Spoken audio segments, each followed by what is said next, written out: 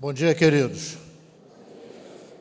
Uma alegria muito grande estar aqui nesta manhã, em um momento especial na vida desta igreja que, de maneira muito bonita, tem cumprido o seu papel nesta cidade, no nosso estado e no Brasil. É muito bom podermos agradecer a Deus a relevância da igreja.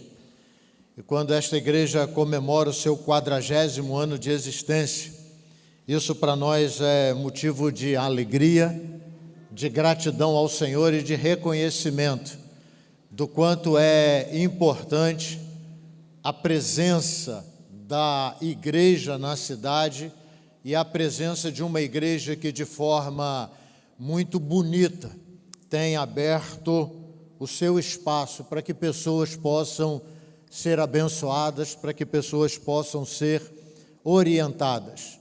Eu trago o abraço da primeira igreja de nossa cidade, também do Conselho de Planejamento da Convenção Batista Fluminense, dizendo a todos vocês o quanto somos gratos a Deus por ter no hall de membros da nossa convenção, dentre as nossas mais de 3.000 igrejas, a segunda igreja batista nesta cidade, fazendo o trabalho que ela vem fazendo ao longo de todo esse tempo.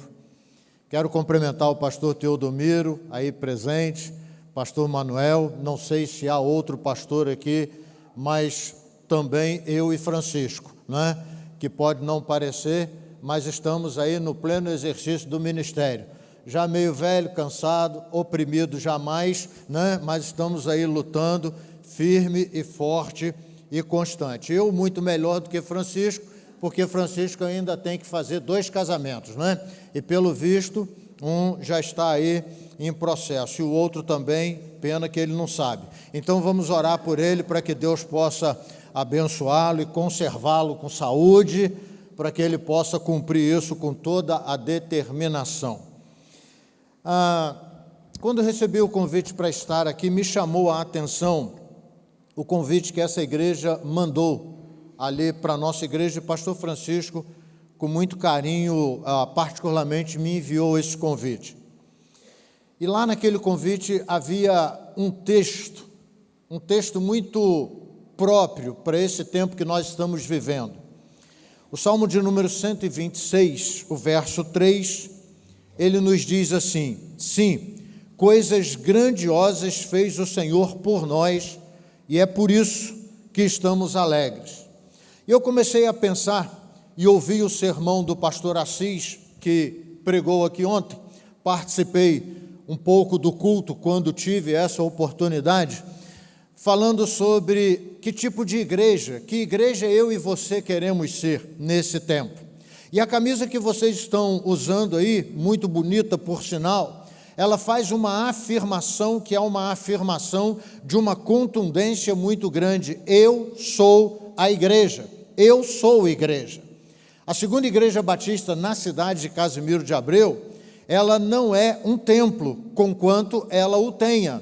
Ela não é uma estrutura física, conquanto essa estrutura física muito bem feita, muito bonita, por sinal, esteja presente. Ela não é um espaço só para abrigar algumas necessidades, conquanto tenha abrigado a necessidade da escola Pastor Luiz Laurentino. Mas o mais importante desse tempo é quando a cidade de Casimiro de Abreu, no seu dia a dia, a cada amanhecer, diante dos primeiros raios de sol, pode ver passando pelas nossas ruas cada um de vocês, com essa responsabilidade de poder anunciar o Evangelho até que Cristo Jesus venha, porque esta é a ordem que recebemos dele. Mas a grande questão é, o salmista, quando ele vai escrever esse salmo, que é uma declaração de reconhecimento, e não do povo de Deus, mas do povo que percebia o povo de Deus vindo do cativeiro, ele vai responder a uma fala que era uma fala geral. As pessoas estavam admiradas com a alegria estampada no rosto de cada um dos filhos de Deus, voltando do cativeiro. e eles estavam atônitos com isso e diziam: grandes coisas o Senhor fez por essa gente aí. E então a resposta era uma resposta clara, era uma resposta objetiva, era uma resposta muito bonita de ser percebido, e eles diziam: sim, grandes coisas o Senhor tem feito por nós, e a nossa alegria, ela repousa exatamente aí. Quando nós pensamos sobre a responsabilidade de sermos igreja, nós precisamos olhar o contexto no qual estamos inseridos, e ontem a gente conversava sobre isso, não é? Houve uma época em que a igreja viveu, e essa época é a minha época de adolescência, que nós sabíamos das coisas que nos eram ditas na escola, na igreja, na classe de EBD, e nós tínhamos as ações do pecado contra nós, nós éramos perturbados pelo pecado, como vocês também hoje são. A diferença é que nós não tínhamos nas nossas mãos, com a rapidez que se tem hoje, a informação. Então muitas coisas nós não ficávamos sabendo. Muitas coisas que aconteciam dentro da igreja, nós não ficávamos sabendo. Muitos problemas que aconteciam com os nossos irmãos, nós não ficávamos sabendo. Muitas dificuldades que eram estabelecidas nas reuniões de conselho da igreja, naquelas fatídicas assembleias que haviam na igreja, nós não ficávamos sabendo. Então parece que naquela ocasião era mais fácil a gente não ser contaminado com todas as coisas negativas e problemáticas que se estabelecem no ambiente da igreja, porque este ambiente aqui é um ambiente que ainda está sob efeito de tudo aquilo que o diabo produz na terra. Nós somos tentados todos os dias, e é por isso que a palavra nos orienta, que a nossa alegria, ela precisa estar pautada no reconhecimento de tudo aquilo que temos entendimento de ser ação de Deus em nosso favor, ação de Deus em nosso benefício. Hoje não, hoje vocês abrem uma tela no celular e o mundo está diante de vocês. Vocês conseguem ter informações em uma velocidade que é assustadora. Vocês conseguem saber o que está acontecendo não só no ambiente da igreja, da família e da escola, onde vocês estão inseridos, mas vocês conseguem saber de tudo que está acontecendo em todos os lugares do mundo. E aí está o nosso grande desafio para esse tempo que vem aí.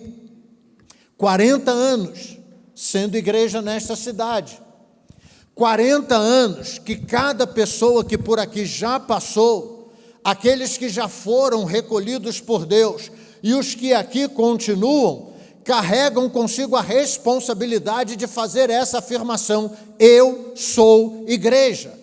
E aí eu gostaria de pensar rapidamente com vocês, porque eu sei que há outras coisas que precisam acontecer, sobre a dinâmica para que neste tempo nós possamos continuar sustentando essa afirmação, de maneira que a gente venha a ser útil a tudo aquilo que o mundo que jaz no maligno tem esperado receber da igreja de Cristo, em um ambiente tão tóxico como esse ambiente que nós estamos vivendo agora. Eu não sei se os senhores se deram conta disso. Nós acabamos de ter uma reforma tributária votada em fator de 4 ou 5 horas na madrugada, que vai definir toda a nossa história tributária de vida, sem que a gente saiba absolutamente nada do que está se tratando ali. Mas não é sobre isso que eu quero fazer destaque. O destaque que eu quero fazer é que enquanto se discutia algo tão importante e que pode mexer com a estrutura de todo o nosso Brasil e de toda a nossa nação, pode ser para o bem, sim, pode ser para o mal também, sim, porque nós não temos informação. Enquanto o Congresso Nacional discutia algo dessa seriedade, sabe o que se discutia na tribuna do Congresso Nacional? Um sermão pregado pelo pastor André Valadão. E ao invés da gente estar tendo notícia sobre aquilo que pode mudar a história da nossa pátria no que diz respeito à nossa vida financeira, nós tínhamos ali deputados, alguns pastores, outros religiosos, cristãos, fazendo desse tema o tema que trouxe a grande movimentação de todo o Congresso Nacional durante uma semana inteira, enquanto na madrugada assuntos tão relevantes eram tratados e que dizem respeito a mim e a você. É nesse cenário que vocês têm que entender que precisarão continuar a ser igreja. É neste contexto de perseguição cristã, é neste contexto de volta de Cristo Jesus, e não é perseguição cristã no Brasil não, é no mundo inteiro, e não é perseguição cristã porque o PT está no governo não, é no mundo inteiro. A perseguição cristã não tem nada a ver com o sistema, a perseguição cristã tem a ver com aquilo que Deus havia determinado na história. O problema é que a gente conhece só o que acontece hoje, porque nós temos o péssimo hábito de não ler aquilo que é a nossa regra de prática e fé, a Bíblia. Eu fico vendo tanto cristão aí dizendo que o Brasil agora vai ter perseguição por causa de Lula. Lula não é ninguém para perseguir a igreja. Bolsonaro não é ninguém para perseguir a igreja. Quem persegue a igreja é Satanás. Enquanto nós estamos entregando a perseguição a homens, o diabo está fazendo uma confusão tremenda no nosso meio. E nós precisamos acordar enquanto é tempo e revertermos essa história. E aí eu comecei a entender o seguinte, e eu quero compartilhar isso com você. Para que a minha alegria seja uma alegria que possa contagiar todo mundo, é necessário que ser igreja venha requerer de mim um preparo especial. E olha que coisa interessante, Marcos capítulo 1, a partir do verso 9. E aconteceu naqueles dias que veio Jesus de Nazaré, da Galileia, e foi batizado por João no Jordão. E logo, quando saía da água, viu os céus se abrirem, e o Espírito, qual pomba, a descer sobre ele. E ouviu-se dos céus esta voz: Tu és o meu Filho amado, em ti me comprazo. Imediatamente o Espírito o impeliu para o deserto. E esteve no deserto 40 dias sendo tentado por Satanás. Estava entre as feras e os anjos o serviam. Eu quero destacar esse episódio na vida de Jesus para mostrar a você que uma das maneiras de reação da igreja nesse tempo tão tóxico para o evangelho, principalmente no Brasil, acontece quando nós temos entendimento de que o preparo especial que precisamos adquirir, ele sempre acontecerá a partir de uma grande provação. Então nós precisamos sim demonstrar a alegria da vida cristã, a alegria da fé, em meio a todo esse quadro que aparentemente é desfavorável para a igreja. E eu tenho visto muitos cristãos, muitas igrejas, muitos pastores que estão se encolhendo, estão se entristecendo, estão se amargurando por causa das dificuldades, por causa dos problemas que acontecem. Eu vi aqui vocês receberem agora uma palavra de gratidão. E na palavra de gratidão houve um pedido de desculpas, não é? Pelos atropelos. Nós recebemos aqui uma escola. Escola é um negócio que só conhece escola quem está lá dentro. Escola cada segundo tem um imprevisto. E eu imagino que imprevistos devem ter acontecido aqui. Eu imagino que receber da noite para o dia uma quantidade imensa de crianças precisando de acolhimento, precisando de amor, precisando de carinho, quando as famílias estão extremamente desestruturadas, deve ter tido alguma dificuldade aí. Pelo menos lá a gente tem de sobra. Quebra vidro toda semana, a criança de colégio, eles têm uma atração por teto de banheiro, não é? E papel higiênico, eles pegam um rolo do papel higiênico, molham na pia e colam no teto do banheiro. Arquitetura pura. Arquitetura pura, aula de arte sendo praticada, e aí domingo os irmãos têm que ir na igreja, e aí os irmãos chegam para ir ao banheiro, tem aquela arte que os irmãos não compreendem muito bem, porque nós somos do século passado. Dá trabalho, tem problema, tem. Mas vocês têm noção de quantas crianças foram abençoadas pela disposição de vocês de emprestarem isso aqui? Isso é ser igreja, num tempo tóxico. Eu gostaria que todas as igrejas hoje tivessem um colégio dentro delas. E olha que eu estou passando uma prova das mais difíceis da minha vida com o SEB. Mas eu gostaria que cada igreja pudesse ter, sabe por quê? Porque as crianças estão chegando no ambiente escolar destruídas. E os nossos professores, a nossa equipe diretiva, os nossos psicólogos, terapeutas, eles não conseguirão sozinhos, porque há uma deformação aí que eles não darão conta, e essa deformação é de ordem espiritual, e quem poderá dar conta? A igreja de Cristo Jesus, com alegria no coração, sabendo que as provas virão, mas elas jamais destruirão a igreja do Senhor. Jesus sai de uma situação tão bonita, ele sai do batismo, e agora Deus diz para ele o seguinte: já passou essa fase, foi muito bonito, eu já falei quem é você, do céu todo mundo ouviu, é meu filho em quem eu tenho prazer, agora sabe o que você vai fazer? Vá para o monte. E sabe quem vai te acompanhar? Satanás. E sabe o que ele vai fazer com você? Te tentar durante muito tempo. Mas há um negócio aqui que a gente não observa. Porque a Bíblia diz assim: e esteve no deserto 40 dias sendo tentado por Satanás. Estava entre as feras, mas veja bem, e os anjos o serviam. Sabe o que traz alegria para a igreja? É a certeza de que o diabo vai todo dia intentar contra nós, mas todo dia Deus estará conosco. Não há possibilidade para que isso seja diferente. Então você quer ser igreja nesse tempo tóxico? Pare de reclamar por causa das dificuldades e comece a adorar por causa da bênção de receber o desafio de Deus para enfrentar o diabo e ajudar pessoas a conhecerem a maravilhosa graça de Cristo Jesus, que salva o homem do pecado.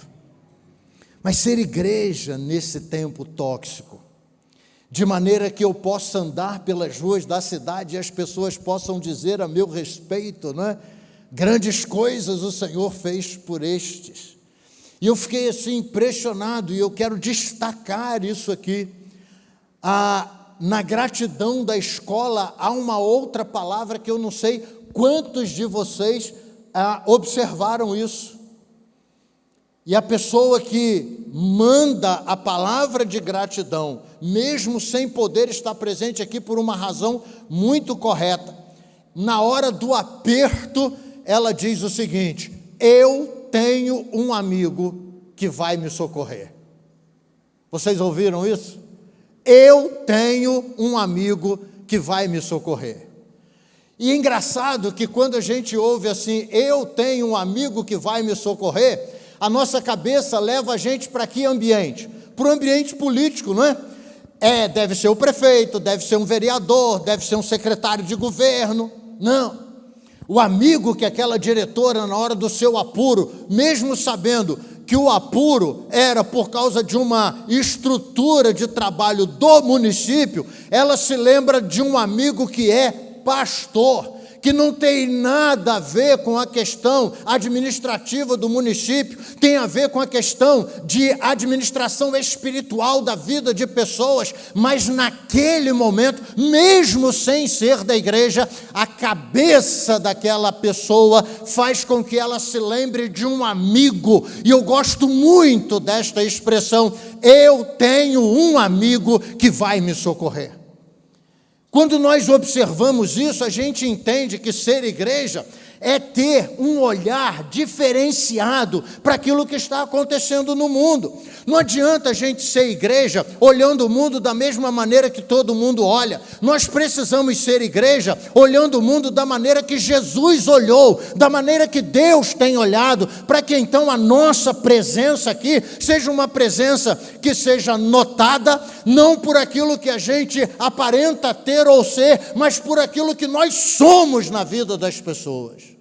As pessoas de Casimiro de Abreu precisam saber que na hora do aperto há uma igreja há 40 anos de portas abertas, acolhendo pessoas, cuidando delas, abençoando-as. E a Bíblia me ensina algo sensacional. Apocalipse 3,18. Jesus diz à morna igreja de Laodiceia que unja os seus olhos com colírio para que possa ver. A situação da igreja em Laodiceia era ruim, sim, ela era morna. E você sabe que Jesus diz que é melhor ser frio ou quente. Morno ele seria alguém que estaria tendo náuseas, repulsa e por isso vomitaria quem assim estivesse da sua boca. Mas veja bem qual era a necessidade para que aquela igreja pudesse mudar de atitude. Ela precisava abrir os seus olhos espirituais. E ela precisava olhar o mundo e perceber que nós não estamos aqui para nos servirmos do mundo e nem para recebermos benesses, porque o benefício maior nós já o temos, é a salvação em Cristo Jesus. Querida segunda igreja, nós não estamos aqui para ser servido, mas nós estamos aqui para servir, porque maior é o que está em nós do que aquele que está no mundo. O mundo não tem nada para nos oferecer, creiam nisso. O mundo não tem nada para nos oferecer. Agora, nós estamos aqui porque nós temos a palavra de vida para oferecer às pessoas, mas os nossos olhos muitas vezes estão fechados e eles nos impedem de ver como que o diabo é sórdido, como que ele é cruel e como que ele trabalha de maneira sorrateira para ir destruindo. Mas não é novidade, porque a Bíblia diz, ele veio para isso, matar, roubar e destruir. Olha que coisa interessante, a gente vai ver 1 de Reis 18:41. Elias diz ao rei Acabe, desesperado pela seca e fome extrema em Samaria, que já houve o ruído de abundante chuva, sem, contudo, se ver uma única nuvem no céu. Olha que coisa sensacional. A terra estava passando por uma seca terrível. Já estava faltando comida. Mas o homem de Deus agora, ele é tomado por uma percepção clara. E veja bem, ele vai falar isso com um rei. Ele vai falar isso com aquele que era responsável por tudo o que estava acontecendo ali. E é interessante que Elias vai chegar para Acabe, e eu fico imaginando Acabe olhando para Elias e tendo a seguinte sensação: será que esse camarada mentalmente está perturbado? Ele está tão apavorado? Porque ninguém conseguia ver sinal de chuva. Visivelmente era impossível. Mas Elias diz o seguinte: eu já ouço o ruído das águas. Entenderam isso? Eu já ouço o ruído das águas. Pergunto eu a você, Acabe estava ouvindo o ruído das águas? Não. Quem estava ouvindo o ruído das águas num céu completamente azul, com um sol escaldante, era o homem de Deus. Deus não fala nada extraordinário a quem não é servo e filho. Deus tem conversas extraordinárias com aqueles a quem ele já trouxe de volta para o seu braço e agora firmou uma relação de criador e criatura, pai e filho. Aquele que agora ouviu de Deus: você está de volta, tendo vida, e agora vida eterna. Elias tem olhos espirituais abertos e ele consegue ver nuvens em um céu onde o sol está escaldante. E eu fico imaginando aquele momento, Acabe olhando para Elias sem saber o que fazer. E Elias com toda a tranquilidade dizendo para ele: fique tranquilo, olha quanta nuvem no céu e se prepara porque vai cair água e vai cair água em abundância. E Acabe olhava para o céu e a Bíblia diz que ele não conseguia enxergar uma nuvem. Isso é ser igreja.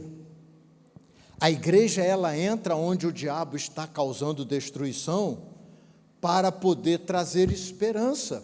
Mesmo que as pessoas não consigam ver aquilo que nós estamos dizendo, nós temos certeza que estamos dizendo aquilo que já conseguimos contemplar através da visão e da audição, porque Deus fala conosco e Ele nos mostra algo sobrenatural. Ele nos mostra algo sobrenatural. Se a igreja não assumir esse papel, ela não terá relevância, ela será apenas uma instituição organizada nesse Brasil, sem ter nenhum papel de relevância. Então, a nossa visão, ela precisa ser uma visão alargada, porque o mundo jaz no maligno. Deixa eu dizer uma coisa para você. Tem muita gente assustada hoje com o que está acontecendo no mundo. O que está acontecendo no mundo hoje aconteceu em Sodoma e Gomorra. O que está acontecendo no mundo hoje aconteceu com o próprio Davi, quando ele desviou o seu olhar daquilo que era o projeto de Deus para a vida dele, e ele faz coisas terríveis. O que está acontecendo no mundo hoje não é novidade, é simplesmente cumprimento da palavra. E a Bíblia diz que quando mais próximo estiver a vinda de Cristo Jesus, os sinais estariam evidenciados. E se você tiver um pouquinho de coragem para abrir o Apocalipse e fazer um estudo sobre o texto que João escreve vendo o Apocalipse, você vai entender que Jesus de fato está voltando. Não há mais muito o que esperar. Jesus está voltando. E eu falava lá dando aula no seminário, e tenho aqui alguns alunos e ex-alunos que estão ali gentilmente me ouvindo e anotando, né, tudo para depois emitirem alguns pensamentos críticos, com certeza. E eu dizia a eles o seguinte: a pandemia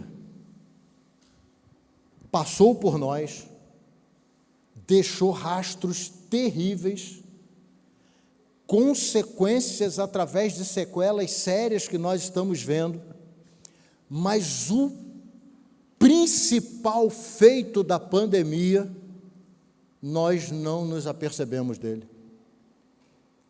Você sabe que um dos sinais para que Cristo Jesus volte é que o Evangelho seja anunciado a toda criatura.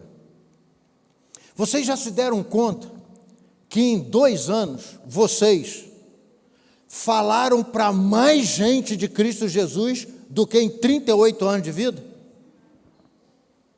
Vocês se deram conta disso? Vocês se deram conta de que durante 38 anos, vocês trabalharam aqui, tranquilo, quem quisesse vir ao culto vinha. Na pandemia, nós tivemos que comprar equipamento, e eles estão ali.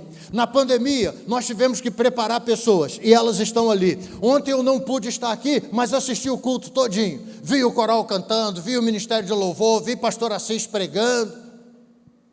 E eu estava longe daqui. Nós estamos hoje chegando em lugares inimagináveis. Vocês estão chegando em lugares inimagináveis, pregando o Evangelho. Aquilo que nós levamos 40 anos sem conseguir alcançar em número de pessoas, hoje a gente alcança em uma semana, em um mês, em 30 dias, quando a gente lança o culto da igreja nas redes sociais, e pessoas vão vendo e replicando e repassando. Este é um sinal pós-pandêmico que tem que chamar a nossa atenção para o fato de que esse mundo que está aí, não é contra ele que nós temos que lutar, nós temos que juntarmos-nos a eles para que eles possam conhecer o inimigo comum. Não é contra as pessoas que nós temos que lutar contra Satanás. As pessoas estão no pecado e elas não têm consciência de que aquilo que elas estão fazendo seja errado. A consciência do erro vem a partir do momento que eu conheço a graça libertadora. Conhecereis a verdade e a verdade te libertará.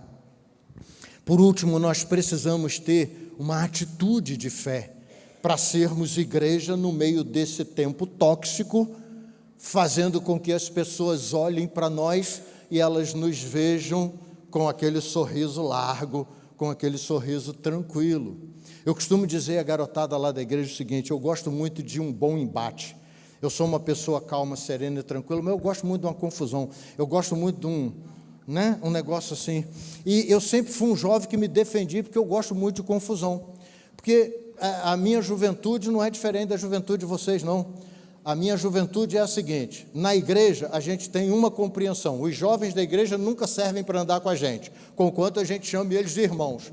Os melhores amigos que a gente arruma, eles estão lá fora, fazendo tudo que a gente diz que é errado, mas eles estão lá fora, e a gente gosta disso, não é? Eu não consegui mudar isso dentro da igreja, nem consegui mudar isso em mim. Eu, na idade de jovem também, a maioria dos meus amigos estavam fora da igreja, mas uma coisa eu defini: eu vou deixar essa turma irritada. E aí era o seguinte: a gente ia numa festa, eles enchiam a cara, eu não bebia nada, e na hora de ir embora eles estavam vomitando, caindo no chão, e eu ia embora para casa sereno, tranquilo, rindo de todos eles. Sabe qual é o grande desafio do cristão? É entender o seguinte: liberdade é o direito de poder andar com você sem me contaminar com aquilo de ruim que você quer me apresentar. Não há liberdade quando eu vou atrás da multidão. Que liberdade é essa? Liberdade é ter 10 amigos, e esses 10 amigos vão entrar em um bar e vão pedir cerveja, e eu vou entrar no bar, vou pedir café. E aí eles vão olhar para mim e vão: café? Eu falei: é, puro e sem açúcar. E eles vão ficar dizendo: mas café é café. E aí começa o embate. Olha que embate legal. São 10 tomando cerveja, um tomando café. O que está tomando café não está nem aí porque estão tomando cerveja. Os que estão tomando cerveja, a cerveja esquenta porque eles ficam olhando para você tomando café. E eles querem entender o seguinte: esse camarada é louco. Como que esse camarada vai pedir café depois de ter jogado futebol? E aí sabe o que acontece? Eu tomo o meu café, saio de lá feliz. Quando eles vão se lembrar da cerveja, ela está quente, horrorosa, eles pagaram, jogaram fora, não beberam e vão ficar uma semana inteira com raiva de mim. E eles vão tentar me provocar de novo. E quando eles tentarem me provocar de novo, eu vou ter a mesma reação. E eles vão olhar para a minha cara e eles vão ver o seguinte: a gente está provocando ele e ele não se abala. Sabe por que eu não me abalo? Porque maior é o que está em mim do que aquele que está no mundo. Você, jovem da Segunda Igreja Batista em Casimiro de Abreu, que anda nessa esparrela aí, de ir para a galera e fazer o que a galera diz, deixa eu dizer uma coisa para você: você precisa encontrar Jesus como Senhor e Salvador. Enquanto você não tiver Jesus como Senhor e Salvador, você vai estar procurando coisas que possam te dar prazer. Entenderam? Agora, o que liberta é olhar para a galera toda que é mais forte do que você, e ela vem contra você, e você sozinho, em nome de Jesus, consegue sair dali de cabeça erguida, mais do que vencedor. Olha que coisa linda, Lucas 15, a partir do verso 17. Caindo, porém, em si, disse: quantos empregados de meu pai têm abundância de pão, e eu aqui pereço de fome? Levantar-me-ei, irei ter com meu pai e dir-lhe-ei: Pai, pequei contra o céu e diante de ti, já não sou digno de ser chamado teu filho, trata-me como um dos teus empregados. Esse é o grande desafio que traz a alegria para a gente. Quando eu reconheço que eu estou no pecado, o que me resta é simplesmente confessar isso para Jesus. E é interessante que confessar para Jesus é dizer para Ele o seguinte: olha, Senhor, eu me arrependo da atitude que tomei e eu quero voltar, mas não interessa em que lugar eu vou voltar, não interessa em que estado eu vou voltar, eu quero voltar de maneira que eu esteja na Tua casa, porque o lugar mais sacrificado na Tua casa é melhor do que o lugar de maior destaque no inferno. É isso que eu e você precisamos entender. É isso que eu e você precisamos compreender. O serviço mais difícil no reino de Deus é muito mais prazeroso do que o melhor lugar de destaque no reino de Satanás. E o problema é que a gente quer confessar as coisas a Deus, mas a gente quer voltar no mesmo patamar, não é? A gente quer voltar no mesmo estágio. É como jogador de futebol, fica 6 meses contundido. Quando ele se contundiu, ele era o melhor jogador do time. 6 meses depois ele quer voltar, sem preparo ideal, com medo, sem condição física, e ainda mais, contra ele, chegou um outro jogador voando no lugar dele, e ele começa a fazer confusão no ambiente. E sabe por que ele passa a fazer confusão no ambiente? Porque ele não admite a ideia de que ele vai precisar voltar lá no banco, sentar e esperar uma nova oportunidade. Sabe por que as igrejas sofrem muito e por isso a gente anda meio carrancudo? É porque a gente não consegue entender que pecar é do homem, perdoar é de Deus. Mas quando você peca, você tem que entender que você precisa ser tratado. Enquanto você não for tratado, você não vai reconhecer o estrago que o pecado faz. Quando a igreja tem esse comportamento, depois de um abalo, ela cresce para a honra e para a glória do Senhor. Quando eu vejo a Bíblia me ensinando sobre visão renovada, sobre preparo espiritual especial e sobre uma atitude corajosa, e eu olho para vocês, meu coração se enche de alegria, porque é renovado de uma maneira muito espontânea a certeza que eu sempre tive de que não há nada melhor do que estar na presença do Senhor. Não há nada melhor do que servir a Deus. Não há nada melhor do que fazer aquilo que Ele me deu em comissionamento, para que o reino pudesse se estabelecer e, sendo estabelecido, pudesse falar das pessoas, pudesse dizer das pessoas. Nós, pastores, às vezes, sofremos muito isso, não é? E eu imagino quanta gente já deve ter deixado essa igreja aqui por causa do pastor Francisco.